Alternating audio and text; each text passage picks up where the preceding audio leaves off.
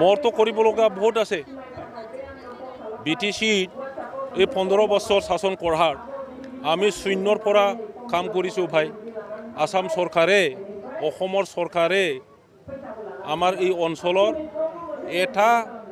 kilometre পিছ ৰাস্তা দিয়া নাছিল এটাও কালভাৰ্ট নাছিল আপুনি পাহৰিছে নেকি এই কাৰিগাঁৱৰ পৰা কোকৰাঝাৰ হেডকোৱাৰ্টাৰ যোৱা ৰাস্তাটো কেনেকুৱা আছিল ইয়াত কিবা কংক্ৰিট দলং আছিল নেকি গোটেইটো এই কাঠৰ দলং ভাঙা চিঙা আছিল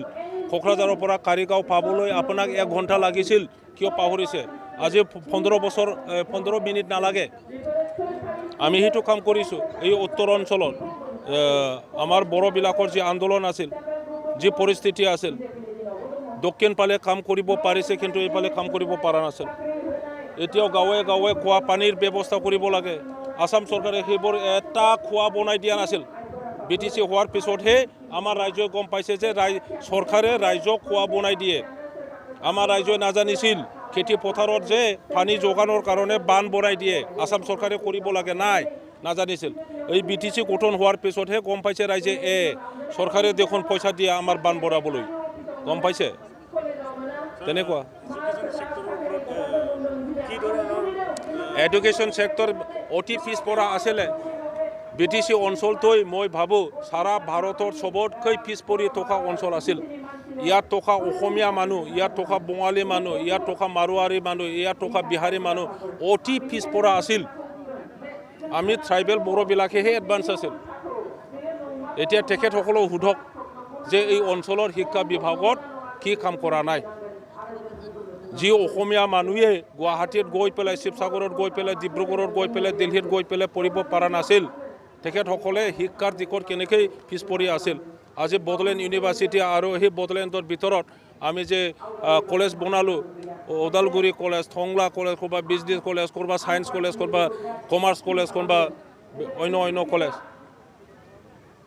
তো সেই কলেজবোৰত যি 12B ষ্টেটাছ পোৱাৰ পিছত ছাষ্টেইনেবল হ'ল কলেজে ইয়াৰ দ্বাৰাহে আমাৰ ল'ৰা ছোৱালী পঢ়িব পাৰিছে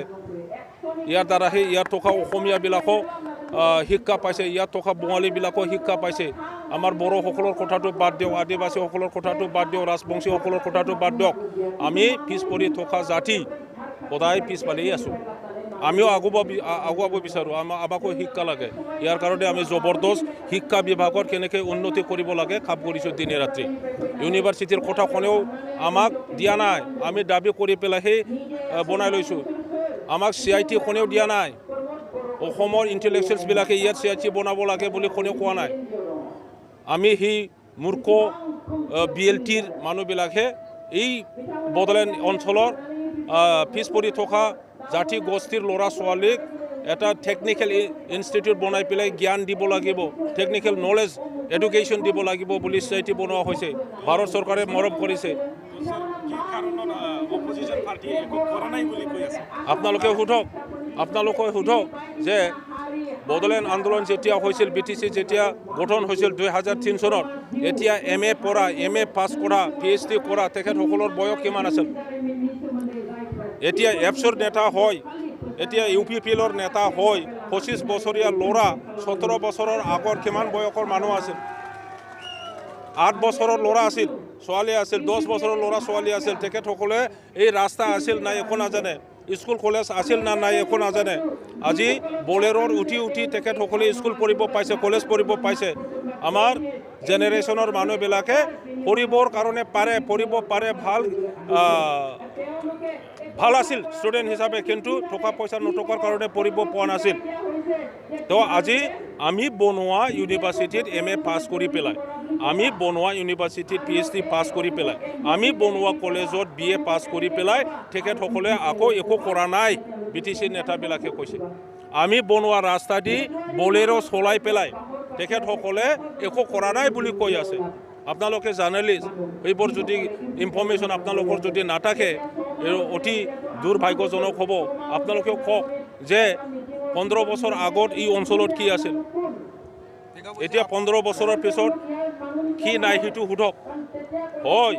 বহুত বনাব লাগে গাঁৱে গাঁৱে এতিয়ালৈকে ভাল ৰাস্তা বনাব পৰা নাই গাঁৱে গাঁৱে এতিয়াও খোৱা পানী দিব পৰা নাই এতিয়াও ইৰিগেশ্যন বনাব লগা আছে এতিয়াও স্কুল আৰু মেৰামতিও বনাব লাগে নন প্ৰভিঞ্চিয়েলাইজ স্কুল আছে এইবোৰ বনাব লাগে আমাৰ এই চামথৈবাৰী বাসু গাঁৱৰ পৰা এই অঞ্চলত এটাও কলেজ নাই কোকৰাঝাৰৰ পৰা এইফালে উত্তৰত এটাও কলেজ নাই এইটো ইউ পি পিএলৰ নেতাবিলাকে চিন্তা কৰিছে আমি ৰাইজক লৈ পেলাই এই ৰাণীখাটাত এটা কলেজ বনাইছোঁ এইটো সাস্টেইন কৰিব নোৱাৰে গোটেই ৰাইজে কোনো ৰকম ডনেশ্যন দি পেলাই সেইটো আমি লাষ্ট 10 years চলাই আহিছোঁ